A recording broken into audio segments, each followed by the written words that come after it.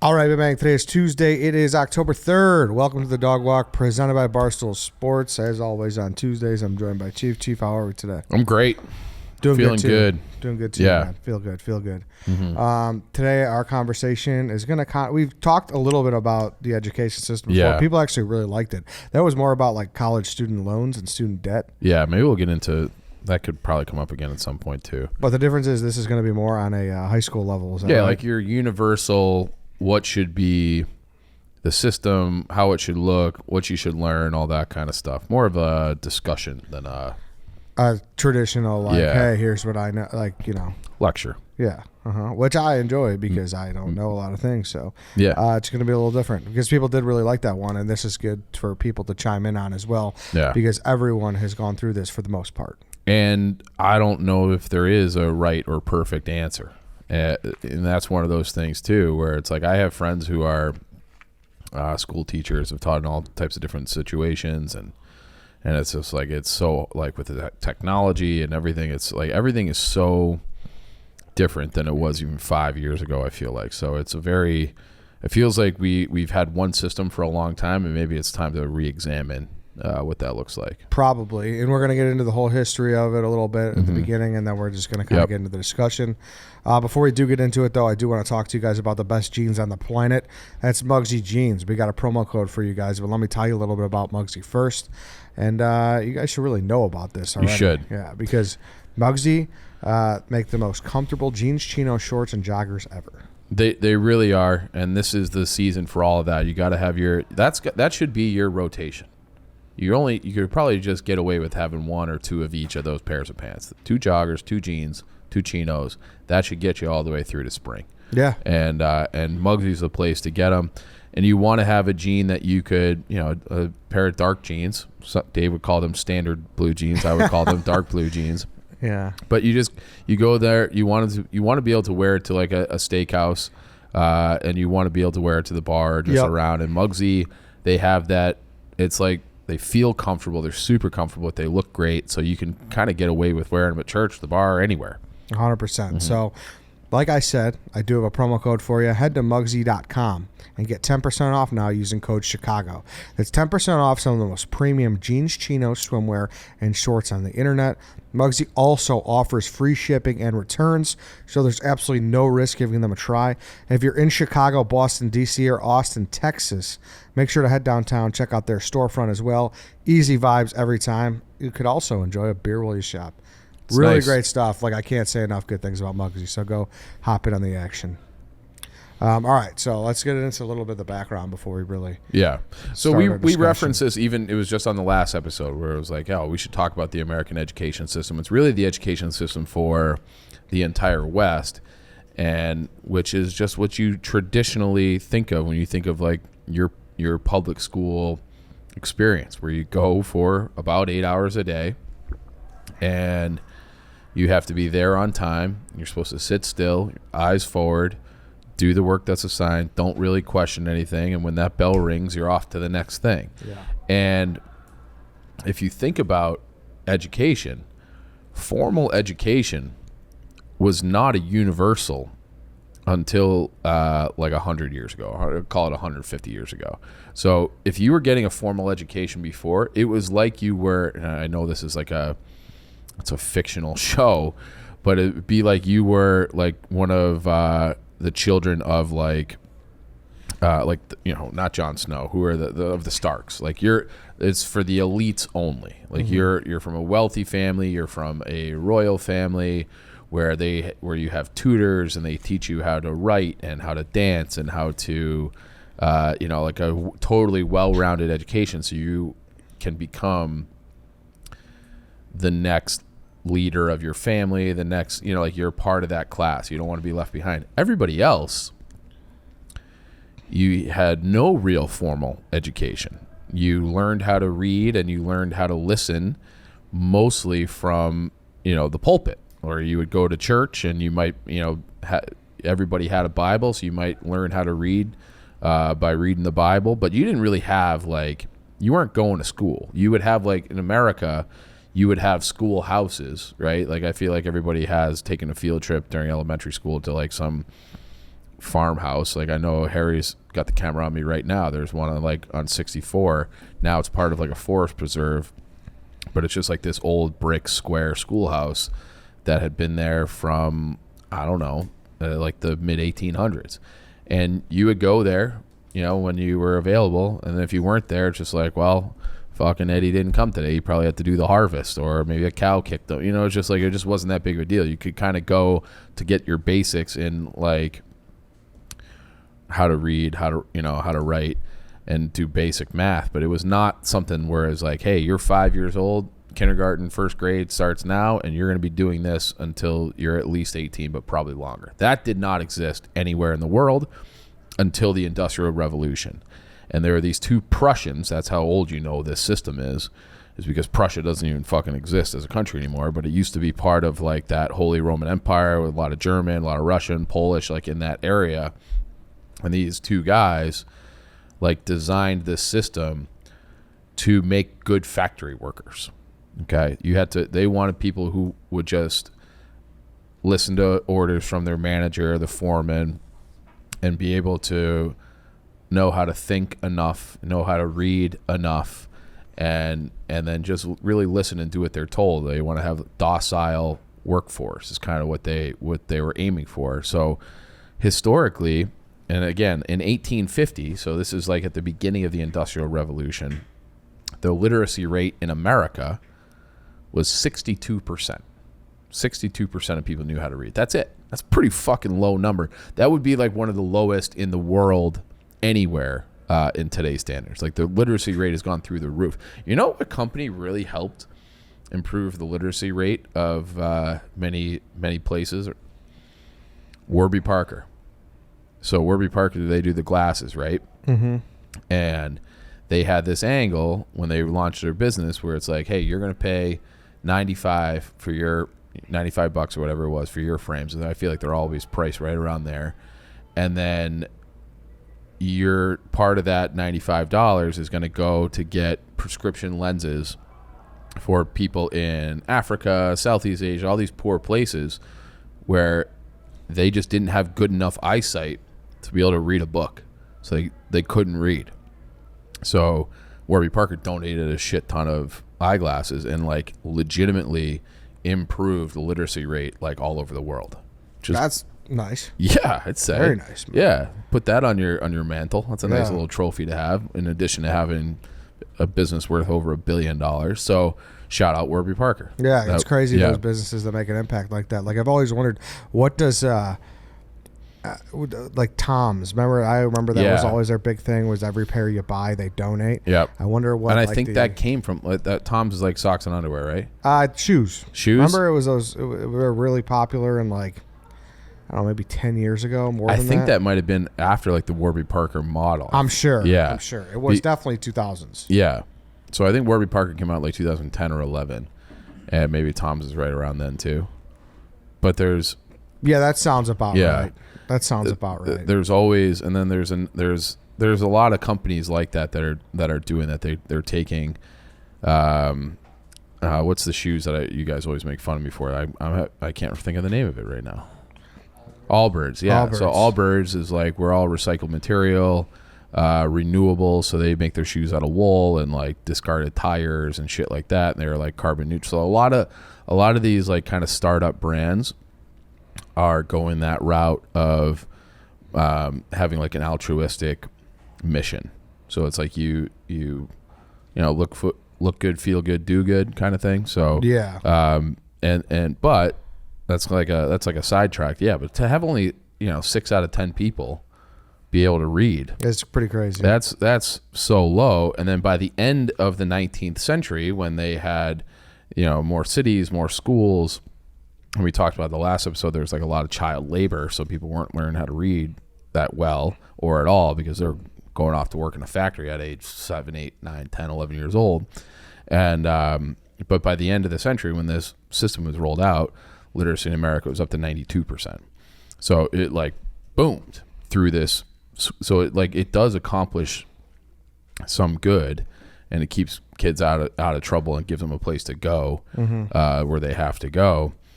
But it was designed basically to take these people who, if you think about it, everybody prior to the Industrial Revolution was just doing their own thing. You had a small farm, you had a small business, like I'm a blacksmith, I'm a carpenter, or I'm running a farm.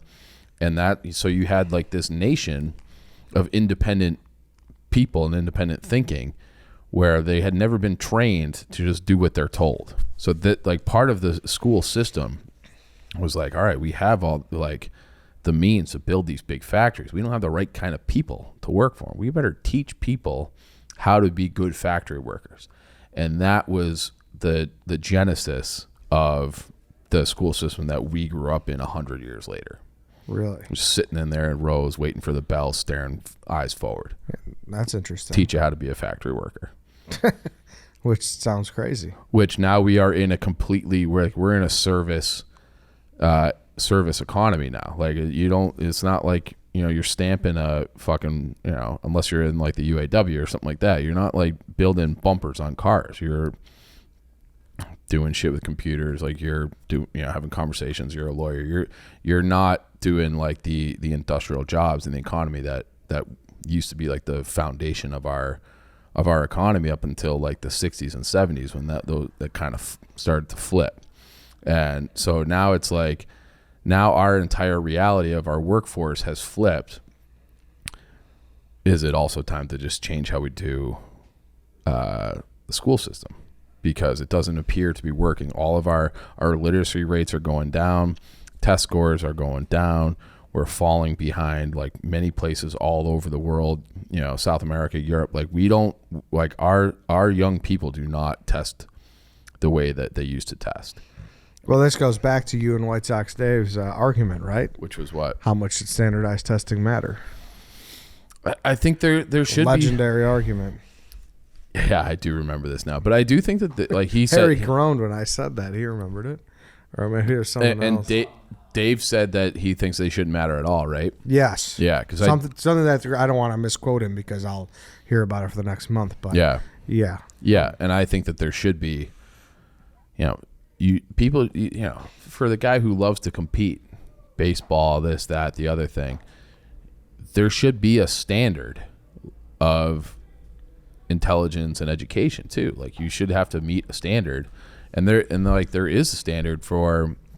Like you can't get into the military. I can't remember the exact number, but I want to say like the military will not take you if you have like an IQ below 85 or something like that. Like there's just no job for you to be able to do. Now I am kind of in the middle there. Okay. If I gun to my head, I think I agree more with Dave. That you shouldn't have a standardized test. They shouldn't be like the end all be all. I don't think they should be the end all be all. Now I am remembering this argument. Yes. I think it should be a part of the equation to evaluate somebody. And this is coming from somebody who I was not like a great test taker because I would get bored. I would be like, oh my God, we're still doing this thing. You're looking at the clock. You get distracted. I wasn't good. I could write if it was a writing thing, I would be great at that. You're money at that. If it was, or an arguing thing, public speaking, all that kind of stuff, I was always great at that. If it was fill in this, SAT, ACT bubbles for the next 4 hours, it took some work for me. Mm-hmm. But I still think, but even let's say that like, I'm just not like someone like me. I'm not a good test taker. Well, there's probably a transferable skill to being able to do a test well, to be able to focus, complete the task, read the questions, read them carefully, fill out the right answer and move on, as opposed to me who I'm sitting there like, oh fuck, like how much time's left? And you're, like you see what I'm saying with that? Like, there is probably something of value just being able to do a test and do a test well. That might be like predictive of your future success. Yeah, I mean, it's... Especially like reading comprehension ones and things like that. Yeah, it's a set standard or it's a set rule thing. It's kind of like a weird way. It's like a Rubik's Cube. It's like start this and finish this. Right. It's finite. Right. There is an ending. And I don't... There is the winner. Right. And it's one of those things where it's not... I don't even remember what was on those things. But like, to me, like a history test, like that's kind of where I get like caught up on some of these things where it's like, I love history. Love history. Anyone who's followed this show the last 5 fucking years knows that I love history. I hated history in school. because it was like, hey, like what date was this battle fought? Who fucking cares? You know, like that's the type of thing where it's like, you know, I'd rather talk about why the battle was significant, how the battle was won, but like just remembering facts. Yeah, but doesn't that kind of go against what you're arguing for? How so? Here, if it's like a comprehension exam. I think comprehension is good. I think comprehension is good, but I think a discussion about the war is way more worthwhile than knowing that it happened in 1860. Right. You know. So that's where I was going to say, like, exactly. So let's say the Civil War, let's just say, you know, Civil War ended in 1865. Mm-hmm. And let's say that you answered it ended in 1867. Like, you're wrong, but who fucking cares? You know, like, yeah, no one. Right. Knows. As long as you can explain like why the Civil War was fought, what preceded it, what were the warning signs, how did we come out of it, you know, like if you can have a discussion about, or like tactics in different wars, like that to me is way more interesting, way more important. But I feel like my public school experience was more so like, well, it was actually April 1865 and you got it wrong, so you didn't pass. You know, the problem with that though is there would never be any resolution. What do you mean? Because everything is kind of opinion based now for some degree. You know, like we talk about all the time, you never know what to believe. Oh, like, definitely. Right? Yeah. Like, all right, hey, this is like unequivocally, you know, the North won. Right. But still, there would be people sprouting like, well, did you know this about it? Did you know that? Right. There would be someone to argue essentially almost everything. That's a beautiful thing, though, Ed. That's an awesome thing. That to me, like that, and I feel like that's kind of lost now too, where people don't think like you know, you look back at, you know, the 1850s, right, when the literacy rate was 62%. I bet you people were better at thinking independently and problem solving back then, even without being able to read. Just be able to take in information and dissect it and be like, I think this.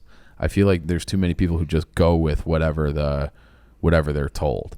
And I think it's very important to be able to take in information and break it down and have an argument. And I had a teacher one time, because I loved my philosophy classes, and I can't remember what we were studying, but someone was like, what the, you know, like we're just arguing about this stuff back and forth forever. And the teacher, shout out Clay Splon, the GOAT, Berkshire School, was like, exactly. He's like, exactly. And he's like, your job is to make the best argument. Like, take the data and make the best argument based on logic, reason, and fact. And he's like, we can argue forever, and there isn't a right answer. There's a best answer. There might not be a perfect answer, but there is a best answer. And he's like, our job is to teach you how to think and speak and write. And he's like, if you can do all three of those things, you'll be unstoppable. So that was like the message from the class. And it was like, he didn't care. He would grade your papers and not give a fuck what your argument was. As long as your argument was sound. Yeah, some type of coherent. Right. But what he said, there is a best answer. What if someone didn't take the best answer, but hey, they died on that hill? Would he be okay with that? Would he be okay with that? Yeah, like was he like, hey, you know what? They at least they soaked in the knowledge about what happened. Yeah. They have a totally different and maybe wrong viewpoint, or maybe unpopular, I should say. Like, would he be okay with that? As long as your argument was sound, then, you know, and like logically sound, because there's like that there's like an equation. It's like if this, then that, and it, you know, so, and if it like followed like that formula where it's like, okay, this part's true, then this part has to be true, and then, you know, like you can stack it, and it's like you might get to an end result where it's like your thing is logically sound and true, but it might not be as true as this other thing. Yeah. You know? Like LeBron is only a product of the generation he plays in. He's not one of the greatest of all time. Right. He's just better because there was no hand checking and they took away a lot of the hard fouls and stuff like that. Yes. Well, he might be like, there is some truth to that. Right. It's also like, hey, the guy was and then you could also unequivocally one of the best. Right. And then then the person could be like, well, can you imagine what LeBron would have been defensively? I mean, he's the size of Karl Malone.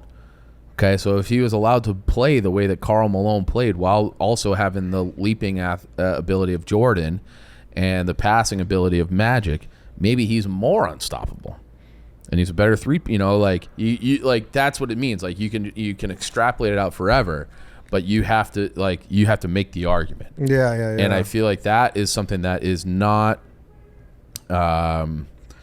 valued or taught in public school, because there's just it's almost impossible to do it in that kind of factory school setting. Yeah. Where you got 30 kids in there. That's why it's like it seems like every class, at least in my memory, it's been a long time since I've been in a public high school, obviously, but it was like you would have maybe 3 kids who would consistently raise their hand, lead discussion, ask questions, and then you'd have like 80% of the people like, piping up here and there, and then you'd have like 4 kids in the back just absolutely fucking off. And I feel like, most people are trying to get by. 10% were trying to actively disrupt the class. Yeah. And then you had the 4 teachers' pets, and that always seemed to be the breakdown by my memory. Yeah, I got you. Is that how it was for your school too, or was there less? Because I feel like you had no girls, so you had nobody trying to like impress people necessarily, but it might have just been the boys fucking around. No, it's true. You're right that that was a thing where you didn't have to worry about it. Yeah.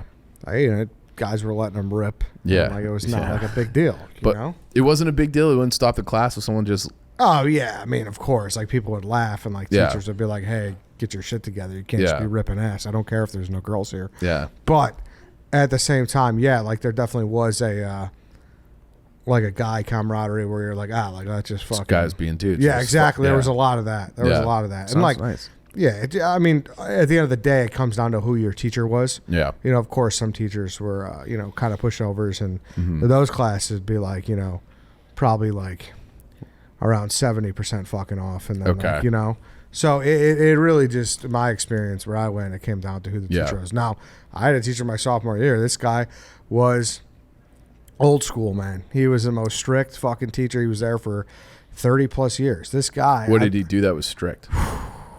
This guy, the first day, he told you everything you needed. Everything needed to be to a T. He needed a certain color binder. So he probably taught like 5 different classes. Everything needed to be a certain color. So like I think I had like navy blue. Then he put a star color on your binder. Okay, and then he even went. This is always because he wanted to make sure that he knew you had the right binder for his class. So it's like if you were like late running to the locker and you had a yellow one, he would know that that's not a binder to his class. Okay. But he went one step further. The very first day, or, probably the second day, because he told you what, he needed to have tomorrow, he had a drill. And he drilled a hole into everyone's binder. So he could also ensure even more that if you were in his fucking class, you had his binder. So which is crazy. The guy took a power drill to all our fucking binders. It's kind of awesome. Big time intimidation factor. First day too. Like this guy's not fucking around. Oh, dude, he was not fucking around. I'm guessing he wasn't particularly popular. No. He ran his own detention. Like it wasn't like if you go to the dean, I was like, no, you're coming to my class. And all right, but I will say, Mr. Quinn. Mr. Quinn, child, yeah, Mr. Quinn, a fucking animal. But I would say that you. And this could be more, this is like a nature versus nurture kind of thing. But I would say of our group here in Chicago, our original group, you are the most organized. I feel like you are on top of things. And maybe that some of that was like you don't want to be Mr. Quinn, but he made an impression on you that, you are. Would you agree that you're the most organized? I would say yeah. To a degree, yeah. Like don't get me wrong. Like my room's got like clothes all over it. You know what I mean? So I'm not like I don't know, but if that's not organization really. That's what is more that like pride. Yeah, just like, but you know what I mean, like tidiness. So I guess stuff and says tidiness. That's probably the way. Yeah. So I'm not like sitting there like I don't know. But yeah, I would say that you're most aware of I'm like looking ahead. The future schedule. Yes, stuff like that looking too. ahead, Yeah. I would say, yeah, sure. Yeah. I would say that's accurate. Yeah. So yeah, and like I'm happy I had him. Don't get me wrong. Like a lot of people dodge him, and they're like, oh, they're so happy they dodged him.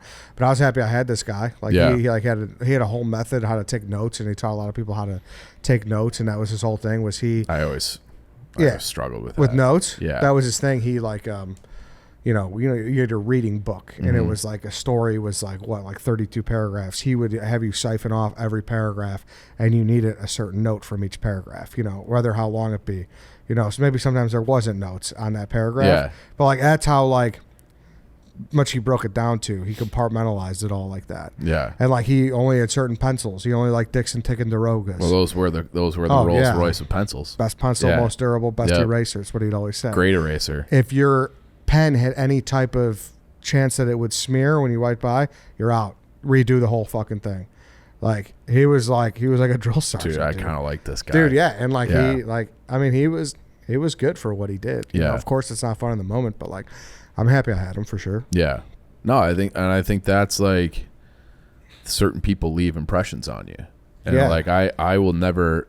I still do an email every once in a while with that guy Clay Blonde, my teacher, because it's just like I don't know. I feel lucky to have been in that class, and like you Sounds awesome. Yeah, it was, and it really helped me with, But I didn't. I never had. He was like the opposite of like, at least at that time in those classes, of like a Mr. Quinn. Like he didn't even, if people wanted to call him Clay, he'd be like, just call me Clay. Oh yeah. Yeah. And I was like Mr. Splon or Splon, and he coached a baseball yeah. team too. And I'm like, I can't. He's like, you can. Mm-hmm. I'm like, no, you don't understand. Like, I can't call you Clay. I can't call you Clay. Yeah. But he had like no problem with it. But because his class, he wanted your work to be done, and he wanted you to be engaged in the class. And that was like a thing for me that I struggled with in the beginning, because I felt when I got out to that school, and I've said this on other episodes before, but you sat around like a kitchen table. It was like 8 to 10 people in a class, max, like max. And if you weren't participating in the class, he didn't really like that. He wanted everybody engaged and to participate. But like I was always like, at least in the beginning of that class, like quiet, because I felt I was like the dumb. Like if there's 10 kids, I was the dumbest. Like I was 10 out of 10, and then you just like your confidence grows as you go along. And it's like you start to realize like no one really knows fucking shit about anything. And I think that was maybe the point of that class. But it was, and I had another teacher. You talked about like the taking the notes book. He had us all read like this book, and we had a whole discussion like what was the most important, like what was something you took away from this. And it was not a long book, it was a little book. And then he got to the end of class, he's like, that entire book was shit, and you guys have to be able to read something and identify shit. So none of you all failed this assignment because I gave you and intentionally gave you a shallow, shitty book. So he's like, you want to look for books with depth and real meaning. And he's like, now we're gonna read the rest of the way we're gonna read these other books. Yeah. And like we read a lot of like the kind of like the classics. But he was like, you guys have to have like a more discerning. Just because it's written down doesn't mean it's good. Yeah. Just because someone published it doesn't mean it met a certain threshold. And I think you could loop this back. So it's like, how do you change the education system? I don't think you can. I mean, sure, you could revitalize what is being taught and how it's done, but at the end of the day, what's the two biggest things we've talked about right now? The people who are sending the message. Yeah, right. That's true, and that's all it comes down to. We talked about unions last week. Largest union across America is teachers union. Yeah. Your school is way more about who's teaching it than what the material is. In my opinion, I totally agree, but I think class size and like sure. I think, and that was like one of those things you really took away from the difference of, are you sitting in a factory or you're sitting around a table having a discussion? I thought that the table, regardless of what the subject matter was, always made me learn better. And it's like, not to get everything like super like political, but it feels like we waste so much money on all these different things. Maybe if we like, for all the work that the largest union in America does, the NEA, teachers aren't really compensated that well. I think that people would agree with that on whole, that teachers aren't compensated that well. Would you get better educators if they were compensated better? Or if they were compensated better, and if you had like an incentive driven, and this is where it's like, well, how do you gauge, how do you measure like how successful a teacher is? You know, like that's such a hard thing to quantify, and it's like, because you don't want to just, anybody could prepare a group of kids for standardized tests. The truth is, you measure it by someone who sent their guy an email like wanting to catch up and be like, yeah, thank you so much for what you've done for me. That's the truth. I know, but it's like, how do you measure that? But I also, it's just like, you know, we always hear about all these schools are closing, right? CPS's schools closing, a lot of Catholic League school, you know, area schools are closing. Yeah. It's like, what if we just decided? And it's like, this is another thing of like me in my 30s being mad at the government. Like, I don't ever want to hear we don't have enough money ever again. Like, I don't want to hear it. Mm-hmm. Like, you're sending billions all over the place. Yeah. You know, banks, Ukraine, whatever, bailouts. Just be like, all right, we're actually doubling the amount of teachers that we have, and we're going to pay you more, and we're going to shrink. You know, class size average now is 30. Guess what? It's 15. And we have them, you know, just have the money. Just do it. Just fucking do it. And then I had this written down here too. It's like, as an adult now, looking back, I'm trying to think of like what classes did I take the most from. Obviously, like those philosophy classes, like kind of, I feel like they changed how I think and what I value. But it's like, there's so many things. Like I took a ton of math classes. I'm sure there's definitely value in like doing calculus. I don't know what it is now, but I probably just like, you just push your brain to think, you know, like if that makes sense, like you're learning how to think and how to problem solve and think deeply about an issue, and like you're about these numbers, and like there is an answer. Like that was always the difference with philosophy. There wasn't like an answer. Yeah. Sometimes you have to work to something like, no, like 2 + 2 does equal 4. Sure, yeah. And there's, you know, as you get to higher levels of mathematics, I'm sure that there are transferable skills that you learn in calculus that you can apply to other things. I don't know what they are. I'm willing to say that they exist, but I feel like there's so many things. Like there should be like a financial literacy course. What, like taxes and shit like that? Is what taxes, how credit scores are calculated, how, you know, yeah, what your mortgage rate will be, what it like real world fucking math, so you can genuinely set up your life, and that's something that I feel like all the teachers who aren't, you know, they're not compensated well, so they probably have to be hyper focused on the financials and what every decimal means on their, you know, every extra digit on their interest rate and all that, and they would probably be able to give you real world examples as an adult, because it's not something like you can't. It's hard. Like, I didn't know about it until I got myself in some trouble, you know, and it'd be nice to be able to be like, hey, here's where you get yourself in trouble. Why don't you try to avoid that? And we're going to have a whole fucking 6 months of learning about how to avoid that. Yeah. No, I hear you on that. Yeah. But I also don't. That's where you struggle with, where it becomes stuff where people have differing opinions and everything. Like what? Like you're talking about financial stability and whatnot. Like, I don't know if you ever watched Dave Ramsey. Is he the bald guy? Yeah. He's like the guy. He's like, holy shit, like, how do you have this much debt? Yeah. And like his opinions, they vary from what other people will tell you, you know? So I don't think I think things are so fluid and things change so much where you don't want to beat into some kid's head like, oh, this is the only way. Yeah. You know, and then maybe it's like, well, yeah, that's what they tell you, but there are other options. I don't know. Yeah. Or maybe it's like, this is the safest way. Kind of thing. And if you want to, you know, and it gets risky, but that's like the other thing too. I feel like it's like that old military quote, like, I don't know what it's from. They quote it in Saving Private Ryan too. Like, yours is not to question why, yours is but to do or die. I feel like you should be like just asking, all right, well, why? All right, well, your rate went up to 7.2%. Well, why? And it's like, what does that mean? And it's like, you have to like really kind of break it down. So like, there's so many things that happen, you know, if you're trying to be like, I feel like we're not like an informed citizenry in general. And there are so many things that I read about, the mortgage rates and the interest rates and inflation, and I'm like, oh, like all this sounds bad, but I don't really fucking understand any of that. So how can I have like an informed position on something that I don't really understand, because I don't have like the base knowledge? And I feel like that's something that should be taught young. So it's like, wait, why are they raising that to that level? This is not what it could be here. And it's just like I feel like for like the big issues,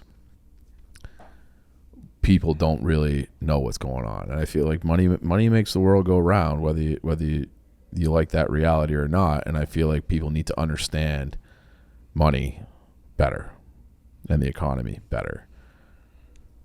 And I feel like we don't. I don't disagree on any of that. That's true. I just don't know how much of a finite way there is to do it. Like basic stuff, like you said, sure. But I don't know, maybe it's just a gradual thing where it's like, all right, now let's like, if you're really interested in this, like this is an elective, maybe go more in depth with other, ways to go about it. But maybe it should always just be tied to one of those philosophy classes too. Yeah, that's good too. Like, and that's something that it's not offered in public schools, and it's not the public schools that I went to. So it's like, that felt like, I took like an ethics course, and I took, and it like genuinely changed the trajectory of my life. I also think like health and wellness should really be taught too. Like you get like health class in 5th grade where you learn about like periods and pregnancies and your dick and stuff and puberty.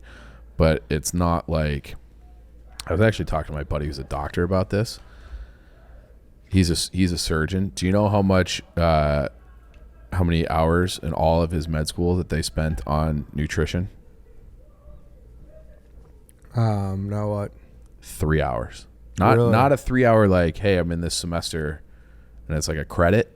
He's like 3 total hours. Wow. That's fucking crazy. Mm-hmm. And that's been like an ancient wisdom. One of those fucking Greeks was like, all disease begins in the gut. And it's like the more that you learn, and the more like they still are, they're studying the human body every day. And it's like this, my buddy, the doctor, keeps going like, he's like, that statement really turns out to be true more times than not. You know that they're treating depression in some cases now with antihistamines, because you're just like, your brain is like just too inflamed.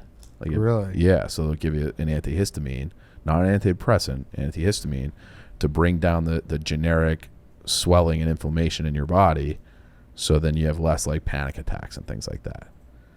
That's fascinating. And that's something that could be, right? And that's something that could be treated with, theoretically with diet. But this is what I'm going back to, where it's like there's facts, Mm-hmm. and I'm not a quack. Like I believe the doctors, but mine is the one I go to. He's a little more by the book. Yeah. So it's like little things like, hey, what do you think of edibles, doc? Like, there's been no research shown to that it really does anything. But it's like, I don't know. Like he's just very old school in that sense, where I don't know if he is even right. looking and he's into probably other shit. He's probably just regurgitating the same things that he's always been told. But it's like, as we've become like the most unwell nation in the world, which is like a fact, like we have more mental illness, more obesity, more chronic disease than any other Western country in the world, maybe more than any country in the world, but definitely more than anybody in the West.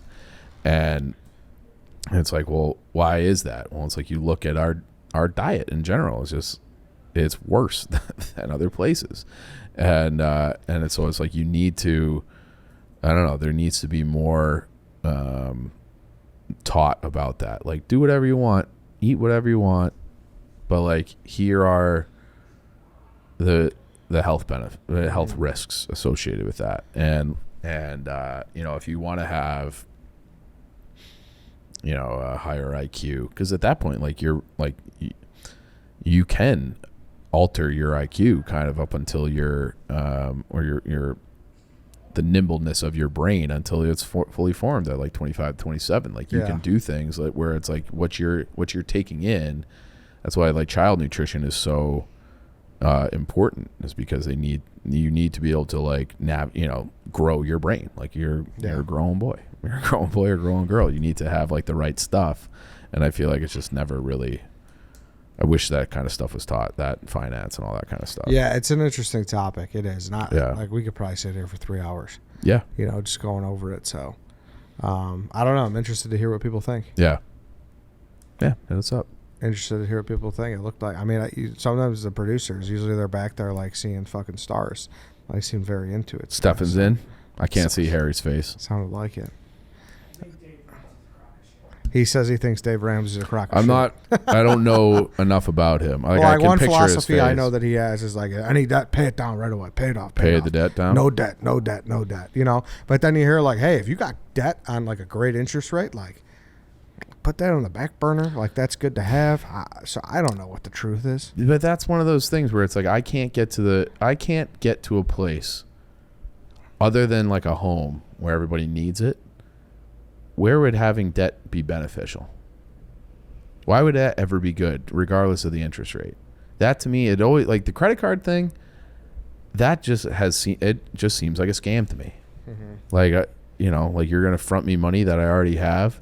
It just like and if someone can explain this to me, I would genuinely love to hear it. Let's say I have cash. People will say like to pay your groceries because you want to have a good credit score. Okay. And let's just say you never use a credit card. You just pay with cash all the time. Well, then when you go to get a house and you have not a great credit score because you just have never used credit, you get penalized for it. But it's like, well, I've never had any debt really in my entire life because I've been paying with cash. Yeah, but I think it's like, but that to me, they want you on the books, dude. That seems like a fixed system to benefit the banks and not the people. If I don't have any debt, but why would I have a bad credit score? Why would I be penalized for that? Because they want, if you do have the funds and they are electronically able to be seen, they want to tax you on it. Fine, but like call it a debit card so you can still trace it. Okay, I don't mean physical cash. It doesn't necessarily need to be like $20 bills. Okay. But like, so if you can see that, you can see the money's in the bank, you can see that like transactions are being made and bills are paid on time, but nothing's ever paid for with a credit card. Mm-hmm. So if I am financially stable with no debt and no like dings from missing credit card or bills or whatever, why should my credit be bad? Yeah. Just because I haven't opted into that system which only benefits the banks. Why that will never, like, that doesn't make sense to me. It's like you have to, in order to have a good rate, in order to have good credit, you have to take out debt. Wasn't it better to just not have debt? But it's like, well, you have to have a little debt so your credit score goes up so you can get so when you that's fucked up to me. Don't align. Yeah. What are you gonna say, Stefan? I mean, you said it right there. That's his whole thing. It's just like, if I don't have debt, then why am I getting penalized for it? But he talks in a way that it's just like you should just have boatloads of cash to pay for whatever you need, and by you saving it, you will never need a credit card. But he never gets to a place, like, he doesn't realize, like, 99% of the country can't buy a house or do a down payment just with whatever's in their wallet. Like, he talks and he gives financial advice for two people who are already like rich and have a nest to pull out of, or like the super, super poor who's saving $1 in an envelope will actually help. He doesn't, like, for me, it didn't really help because my parents were so into the like cult when I was in high school, because they're like, you need to do this before you go to college. And the whole thing was just like, get envelopes and put money in it. But they never talk about like, oh, if I want to literally get anything, I have to have a credit score. And like, I get what you're saying. That shouldn't be the thing. But like, yeah, I'm not quoting Dave Ramsey. I don't know anything about him really, but it's just like, he doesn't admit that. Yes, I agree. Like, I pay my credit card off like in full. I try to, and like, I get how it can be dangerous, but he never explains to people that like his whole thing is credit cards should not exist. And I kind of think that. I get that, but like, that's not the world we live in. Well, that's what I'm saying. No. I get bogged down with this all the time, where it's like, I try to like, I think about an ideal as opposed to like the reality, but it's like, this to me just seems like one big fucking scam. Like credit cards seem like a scam. And especially now where the interest rates are up, they could be up near 20%. That's fucking loan sharking. Like that's disgusting to me. And it's like, I understand, like I do think delayed gratification in general is probably the better way to do it. And if you don't have any, that's my whole thing. If you want to have a credit card, have a credit card. But I don't think that I should have like when I go to get a mortgage, I don't think that I should be penalized for having no debt. And because I've never really had debt, have my credit score be low. But it's like, it's not like I'm defaulting on debt to like it's like you're penalizing me for not opting into the system, which is just like charging money to be a part of the system. That to me seems fucked. But that's what I can't understand. I know it's not the reality of the situation. Yeah, it's two evils. It's like you have enough money to pay for everything in cash, or you have a shitload of credit card debt. Like there's no in between. Yeah. Anyways, bothers me. Tough shit. Yeah. Next week we'll talk about credit cards at length. All right then.